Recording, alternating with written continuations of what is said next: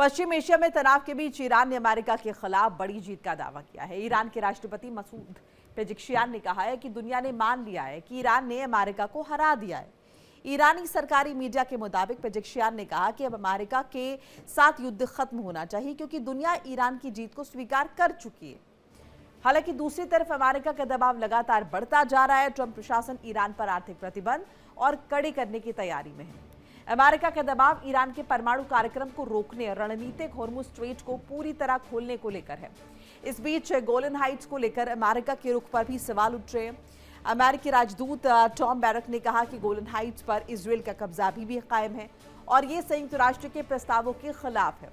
गौर करने वाली बात यह है कि 2019 में तत्कालीन राष्ट्रपति डोनाल्ड ट्रंप ने गोलन हाइट्स पर इजरायल की इंटीग्रिटी को अमेरिकी मान्यता दी थी। यानी एक तरफ ईरान जीत का दावा कर रहा है, दूसरी तरफ अमेरिका आर्थिक दबाव बढ़ा रहा है और पश्चिम एशिया में टकराव का अगला अध्याय अब भी खुला हुआ है। कुल मिलाकर जंग के बीच ईरान का विक्ट्री दावा, ईरान के राष्ट्रपति मसूद पेज़ेश्कियान का बड़ा दावा, ईरान ने अमेरिका के खिलाफ युद्ध जीत लिया है। ये मसूद पेज़ेश्कियान ने कहा, अमेरिका को हमने हरा दिया है। पेज़ेश्कियान ने कहा, दुनिया ने जीत हमारी मान भी ली है, अब अमेरिका से जंग खत्म हो जाए, ये पेज़ेश्कियान द्वारा कहा गया है। अब देखिए, उनका ये कहना है कि जब दुनिया भर ने हमारी जीत को मान ही लिया है तो अब इस युद्ध के क्या मायने। ऐसे में युद्ध समाप्ति होनी चाहिए, युद्ध खत्म होना चाहिए। युद्ध से बड़े पैमाने पर नुकसान हो रहा है। हमने अमेरिका को हरा दिया है और ये बात हम नहीं कह रहे, ये दुनिया भर ने मान ली है। ये दावा किया गया है ईरान की तरफ से। ईरान के राष्ट्रपति मसूद पेज़ेश्कियान की तरफ से ये दावा किया जा रहा है कि हमने अमेरिका को हरा दिया है, अब अमेरिका से जंग खत्म हो।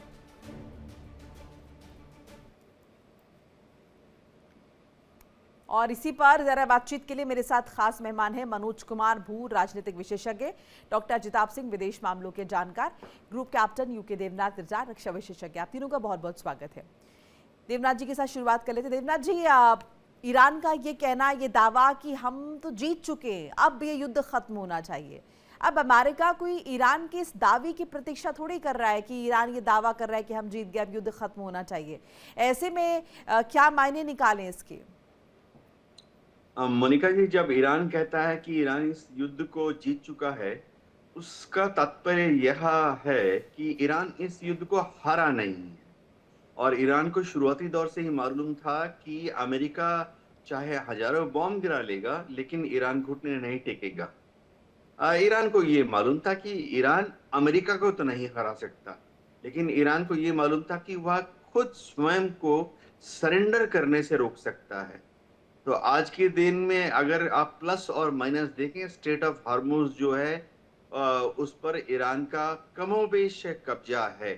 दुनिया भर के जो ऑयल टैंकर्स हैं, उनके कैप्टन या उनकी ऑयल टैंकर्स के जो कंपनियां हैं, वो स्ट्रेट ऑफ हॉर्मुज़ गुजरने के पहले काफी डर के गुजरती हैं।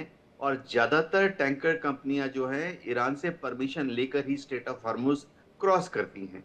तो ईरान का कहना कि वह यह युद्ध जीत चुका है, ऊपरी सतही तौर पर सही है। जी डॉक्टर सिंह, आपका एनालिसिस, जाहिर है ये बात ऊपरी सतह पर ठीक है और मान भी रहे हैं लोग, लेकिन इसका इस युद्ध पर तो कोई इम्पैक्ट नहीं पड़ेगा। अमेरिका की नीति, रणनीति या फिर युद्ध कैसे समाप्त होगा, ये इस पर निर्भर नहीं कर रहा कि ईरान को क्या लगता है। वो निर्भर इस बात पर कर रहा है कि दोनों के बीच आपसी सहमति बन पाई या नहीं।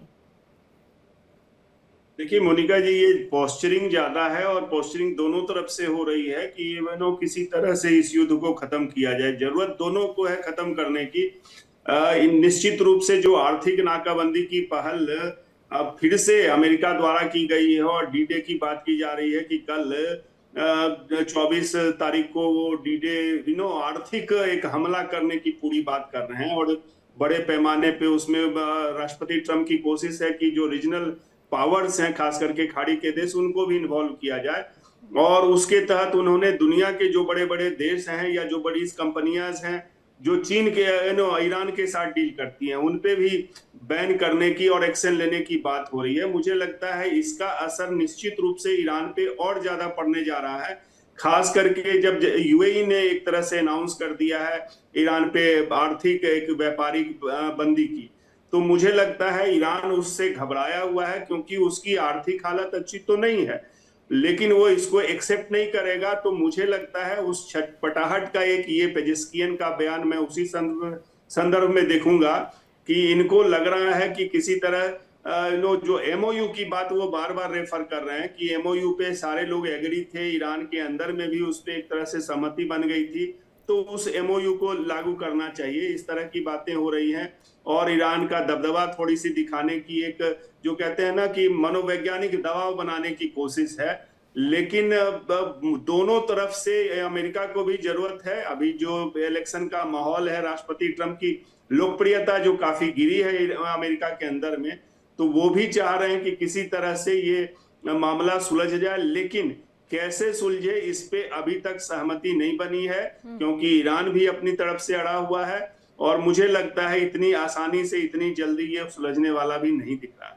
ठीक है, इन सब के बीच ईरानी राष्ट्रपति का अमेरिका को लेकर एक और बयान साझा कर देते हैं। ईरान ने एमओयू की एक भी शर्त नहीं मानी, पेजेस्कियान ने कहा एमओयू की एक भी क्लॉज पर समझौता नहीं हुआ है, दुश्मन के सामने सिर हम नहीं झुकाएंगे। पेजेस्कियान ने कहा जंग से नहीं लॉजिक से समस्याएं हल होंगी, पेजेस्कियान ने कहा। मनोज जी, आप भी मानते हैं कि सिर्फ एक नैरेटिव गढ़ने की कोशिश है, क्योंकि और इससे ज्यादा कुछ नजर नहीं आता।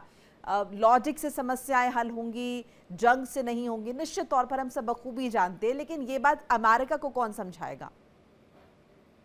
ऐसा लग रहा है कि ईरान के राष्ट्रपति ने जो है अपने ऑडियंस के साथ साथ नेबरिंग कंट्रीज को भी एड्रेस करने की कोशिश की कि आप अगर चाहते हैं कि इकोनॉमिक सैंक्शन जो अमेरिका लगा रहा है, और ये भी बताया जा रहा है कि जो भी कंट्री जो है ईरान से संबंध बढ़ाएगा, इकोनॉमिक ट्रेड करेगा, उसके साथ जो है अमेरिका डिफरेंट ट्रीटमेंट करेगा, मे बी टैरिफ इम्पोज करेगा या रिलेशनशिप में जो है एडवर्स इम्पैक्ट करेगा। तो स्वाभाविक है, ऐसा लग रहा है कि एक कॉन्सेंसस वर्ल्ड कम्युनिटी में बना है, और ऐसा ही लग रहा है कि शुरू से ही हम लोग ने देखा है कि ईरान का जो अप्रोच रहा है बहुत ही प्रोएक्टिव रहा है, और वो कभी हालांकि झुका नहीं, और जो भी रेटरेटरी उसको एक्शन करना था वो करते रहा। और ये भी एक इंफॉर्मेशन आ रहा है कि वहाँ के ईरान के एक पॉलिटिकल लीडर ने ये कहा कि अगर कोई नेबरिंग कंट्रीज अगर ईरान के साथ इकोनॉमिक टाई अप में नहीं करता है डोनाल्ड ट्रंप के थ्रेट में, तो फिर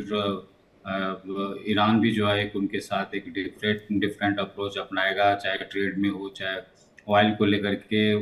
जिस तरह से हम लोग देख रहे हैं कि स्टेट ऑफ हॉर्मुज़ में जो भी शिप जाता है उस पर ईरान का कंट्रोल है। तो ऐसा ऐसा लग रहा है कि एक ईरान भी एक मैसेज देना चाहता है, जिस तरह अमेरिका ने मैसेज खुलेआम कर दिया है कि कोई भी कंट्री अगर ईरान के साथ ट्रेड करता है तो उसके साथ जो है इकोनॉमिक सैंक्शन भी लगाया जा सकता है। तो उसी अंदाज में ऐसा लग रहा है कि ईरान का लीडरशिप भी जो है एक माहौल बनाना चाह रहा है कि जिस तरह से अगर आप यूएस के दबाव में हमारे साथ अगर रिलेशनशिप खराब करते हैं, तो फिर हमारे साइड से भी जो है जो भी होगा उसको हम रुकेंगे नहीं, करेंगे नहीं। जिस तरह से हम लोगों ने देखा कि युद्ध के शुरू होने के साथ साथ ही ईरान ने शुरू से ही बोला कि अगर नेबरिंग कंट्री सऊदी अरब हो चाहे यूएई हो, अगर अमेरिका का जो मिसाइल है अगर उस कंट्रीज के साइड से एयरबेस से अगर आता है तो वहाँ पे हम उस कंट्री पे हम हमला करेंगे।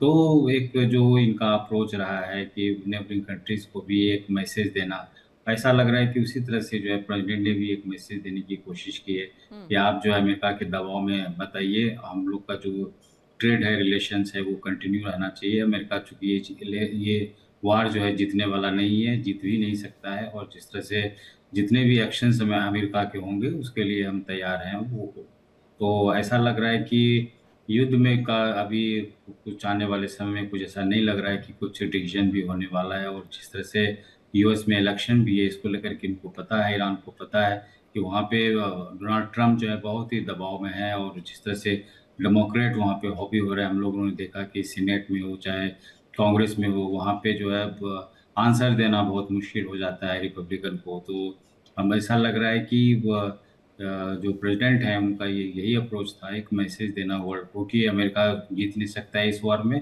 और इससे अच्छा है कि हम लोग जो है ट्रेड को कंटिन्यू रखें। मतलब ये अमेरिका जो धमकियां दे रहा है, ये कोरी धमकियां हैं, इसका कोई इम्पैक्ट नहीं होगा जब हम सैन्य दबाव के आगे नहीं झुके। तो इकोनॉमिक ये जो दबाव की बात अमेरिका कर रहा है, इसका भी कोई इम्पैक्ट नहीं पड़ेगा। देवनाथ जी, ये जो D-Day की बात अमेरिका कर रहा है, पहले टैरिफ बॉम्ब वो इतने सारे फूट चुका है, अमेरिका पर तो दुनिया भर के प्रतिबंध पहले लगा चुका है। अब ऐसा क्या नया अमेरिका कर देगा जिसका जिक्र डोनाल्ड ट्रंप ने किया है? हाँ मोनिका जी, जैसे पहले पहले अमेरिका ने जो सैंक्शंस लगाए थे पिछले 46 साल में ईरान के ऊपर, वो सैंक्शंस ईरान के ऊपर थे। इस बार जो सैंक्शंस अमेरिका लगाने की कोशिश कर रहा है, उसमें अमेरिका उन देशों के ऊपर सैंक्शंस लगाने की धमकी दे रहा है, टैरिफ वॉर खोलने की धमकी दे रहा है, जो ईरान के साथ व्यापार करेंगे। यानी अमेरिका दुनिया के सारे देश, चाइना इंक्लूडेड, भारत इंक्लूडेड, सबको कह रहा है कि कोई भी ईरान के साथ व्यापार ना करे। अगर चीन ने और भारत ने भी अगर ईरान के साथ कोई व्यापार किया तो अमेरिका चीन के ऊपर, भारत के ऊपर टैरिफ लगा देगा। तो इस तरह का दोहरा व्यापार का टूल इस्तेमाल कर रहा है।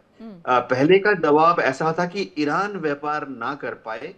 अब का जो टूल है, इसका जो इशारा है वो ये है कि दूसरे देश ईरान के साथ व्यापार ना करें। ऐसा करके डोनाल्ड ट्रंप को लगता है कि वो ईरान की जो इकोनॉमी है उसको डगमगा देंगे और ईरान जो है उसके बाद घुटने पर आने के लिए बाध्य हो जाएगा। देखना पड़ेगा कि कितने हद तक वो दुनिया के देशों को इस तरह से डोनाल्ड ट्रंप डरा पाते हैं। क्या चीन टैरिफ की धमकी से डर जाएगा?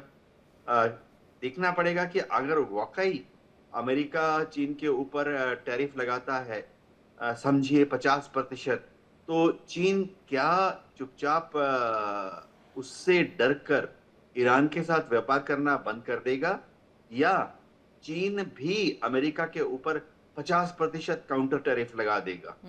तो दुनिया भर के जो देश हैं वो चीन के इस एग्जाम्पल को बहुत ध्यान से देख रहे हैं, क्योंकि चीन का जो रेस्पॉन्स होगा अमेरिका के प्रति इस युद्ध में, उसी को दुनिया के दूसरे लोग, दूसरे देश भी कमोबेश फॉलो करेंगे चीन के रेस्पॉन्स को। जी एब्सोल्युटली। डॉक्टर सिंह, अब ये काउंटर प्रतिबंध का क्या इल्म नहीं है डोनाल्ड ट्रंप को, और इसीलिए उन्होंने आसानी से कह दिया? क्योंकि जाहिर है चीन जैसे देश, या फिर अगर हम रशिया की बात करते हैं, ये अमेरिका के दबाव में आते नहीं हैं आसानी से। उसके बाद भी अमेरिका ये कह रहा है, और जाहिर है कि सबसे ज्यादा जो मददगार देश है या फिर जिनका ट्रेड है, जो ईरान की मदद कर रहे हैं, वो रशिया है, चाइना है। जाहिर है भारत भी व्यापार करता है, लेकिन इन दो देशों की अगर हम बात कर रहे हैं और इस पर अमेरिका की धमकी, तो क्या काउंटर टैरिफ का डर नहीं है अमेरिका को? बिल्कुल, देखिए चीन ने तो ऑलरेडी ऑफिशियली इसका अपोज किया है। ईरान पे फिर से जो बैन लगाने की बात खास करके अमेरिका कर रहा है, और तीसरे अन्य देशों को जो ईरान के साथ व्यापार करते हैं उन पे बैन लगाएगा। इससे चीन, रूस, भारत सबसे ज्यादा अफेक्टेड होंगे, और मुझे लगता है चीन पे इसका बहुत असर पड़ेगा। इसलिए ऑफिशियली उसने अपोज किया है, क्योंकि देखिए 90% जो ईरान का तेल गैस जाता था वो चीन को जाता था हॉर्मुज के रास्ते से, और उससे चीन की इकोनॉमी निश्चित रूप से प्रभावित हो रही थी। उसने शैडो फ्लीट्स का सहारा लिया, या इस तरह से कहिए टीपॉट जो उसके रिफाइनरीज थे वो चुपचाप चोरी छिपे ईरानियन तेल को फिल्टर करके, और इस तरह से वो व्यापार हो रहा था। तो एक तो उस व्यापार पे रोक लगाने की कोशिश होगी, दूसरी तरफ रूस का जो कैस्पियन सागर के थ्रू व्यापार हो रहा है उस पे रोक होगी, और तीसरा यहाँ पे कह लीजिए जो चोरी छिपे कई अन्य देशों को व्यापार ईरान बेच रहा है तेल, उस पे मुझे लगता है रोक लगाने की कोशिश होगी। लेकिन यहाँ पे एक इंपॉर्टेंट पॉइंट राष्ट्रपति ट्रंप मिस कर रहे हैं कि ये पूरी तरह से बैन लगाना इतना आसान नहीं होगा। अमेरिका ने ऑलरेडी आर्थिक नाकाबंदी कर रखी है, ऑलरेडी सैन्य घेराबंदी कर रखी है, और उसके ऊपर से सैंक्शंस भी सालों से लगा रखे हैं। तो उससे भारत जैसे देशों ने तो बंद कर दिया था ईरान से खरीदना, लेकिन क्या पाकिस्तान ने किया? अप्रैल एंड में आप देख लीजिए, अप्रैल के अंतिम सप्ताह में पाकिस्तान ने एक बाजाबता कानूनी एक ऐसा फरमान इशू किया था, उसमें कहा था कि ग्वादर और कराची पोर्ट से ईरान की ओर जो भी सामान आना जाना होगा उसको हम अलाउ करते हैं। इसके अलावा ऑफिशियली उसने 6 ऐसे ट्रेड पॉइंट खोल दिए थे पाकिस्तान ने कि वहां से ईरान के लिए सामान की आवाजाही हो सकती है। तो पाकिस्तान ने वहां भी कमाई का, एक कहते हैं ना आपदा में अब अवसर खोज लेना, जी। पाकिस्तान ने वहां भी कमाई का जरिया खोज लिया था, क्योंकि उसका ऑब्वियसली 909 किलोमीटर का लंबा बॉर्डर है ईरान के साथ। तो जो पाकिस्तान एक तरफ अमेरिका से साठगांठ करके बातचीत के लिए मेडिएटर का काम कर रहा है, दूसरी तरफ ईरान के लिए फैसिलिटेटर का काम कर रहा है। तो ऐसे देश खास करके जो ईरान को मदद कर रहे हैं, अमेरिका की आंखों में धूल झोंक के, उसमें पाकिस्तान सबसे ऊपर है, तुर्की वहां पे है, इराक वहां पे है, जिनके बॉर्डर मिलते हैं ईरान से डायरेक्ट। तो अमेरिका जब तक इन देशों पे नकेल नहीं लगाएगा, ये प्रतिबंध पहले भी नहीं इफेक्टिव हुए थे और आगे भी नहीं इफेक्टिव होंगे, क्योंकि अमेरिका कितनी नैरेटिव सेट कर ले, ऑप्टिक्स क्रिएट करने की कोशिश करे, लेकिन ये पूरी तरह से 100% कामयाब नहीं होने वाला है। ठीक है, और कुछ ऐसा ही ईरान द्वारा भी कहा जा रहा है। ट्रंप के आर्थिक युद्ध वाले प्लान पर ईरान की तरफ से दो टूक आई है। ट्रंप के आर्थिक युद्ध वाले प्लान पर ईरान की दो टूक, अमेरिका का आर्थिक अटैक वाला शगुफा फुस है। अमेरिका की आर्थिक हमले वाली फिल्म पुरानी है, ईरान ने आर्थिक प्रतिबंध की फिल्म पहले भी देखी है। पाबंदी विफल रही है, आर्थिक युद्ध भी फेल होगा। ट्रंप की धमकी और धौंस होर्मुज की लहरों में बह गए। ये ईरान के विदेश मंत्री अब्बास अरागची की तरफ से कहा गया, एक तरीके से खिल्ली उड़ाने का काम किया गया है डोनाल्ड ट्रंप की। मनोज जी, आपके हिसाब से क्या वाकई में डोनाल्ड ट्रंप की ये धमकी कोरी बकवास है? क्या वाकई में ये पूर्णतः विफल रहने वाली है? इसका कोई भी इम्पैक्ट नहीं होगा?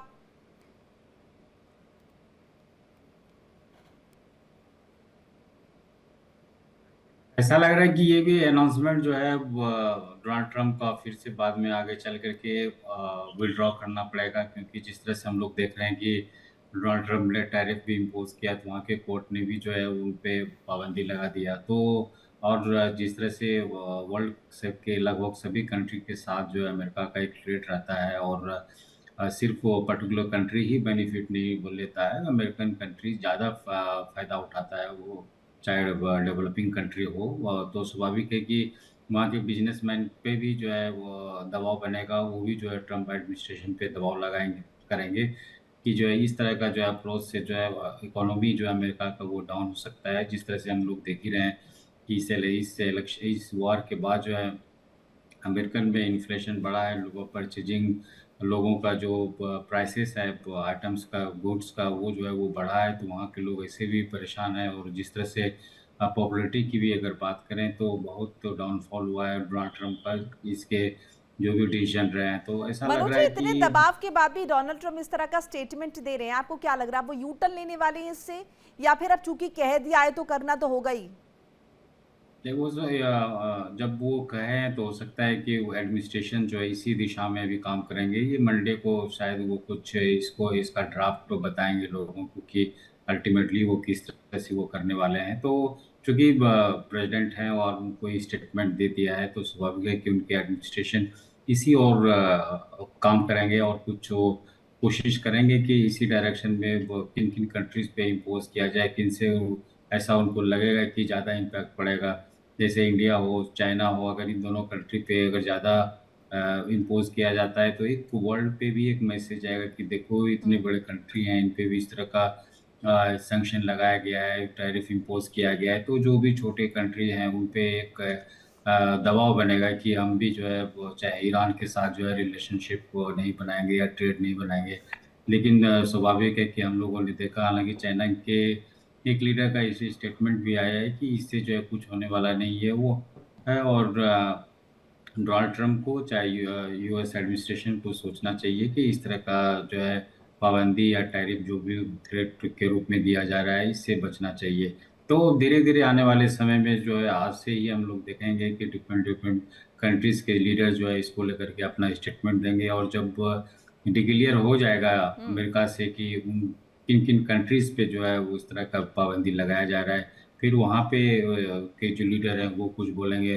क्योंकि देखिए मैन ये है कि एक वर्ल्ड के अच्छे खासे कंट्रीज जो है डेमोक्रेटिक कंट्री हैं, वहाँ पे जो है इलेक्शन होता है, पार्टीज होते हैं, और स्वाभाविक है कि जो अपोजिशन होते हैं वो जो है इस मुद्दे को उठाएंगे और एक पब्लिक कॉन्सेंसस अमेरिका के खिलाफ बना करके और पर्टिकुलर कंट्री का भी जो है जो लीडरशिप है, जो रूलिंग में है, वो उनको भी जो है इलेक्शन का सामना करना पड़ेगा और हार भी सकता है। तो डेमोक्रेटिक कंट्री एक ऐसा ये प्रोसेस जी। एक ऐसा है जिसमें सभी कंट्रीज़ के लोगों का मत भी देखा जाता है। अगर अमेरिका वहाँ से कुछ अनाउंसमेंट कर दे और ऐसा नहीं होगा कि सभी कंट्री जो है उसको एक्सेप्ट बिना सोचे और बिना इम्पैक्ट हुए जो है वो कर लेंगे। तो मुझे ऐसा लग रहा है कि वो मिडिल ईस्ट कंट्रीज़ में भी जो है एक दबाव बनेगा। देखिए इंडिया डेली 24/7 अब आपके स्मार्ट टीवी पर। इंडिया डेली मौजूद है सभी डिजिटल प्लेटफॉर्म पर लाइव और लगातार। इंडिया डेली 24/7 हर दिन राष्ट्र को समर्पित।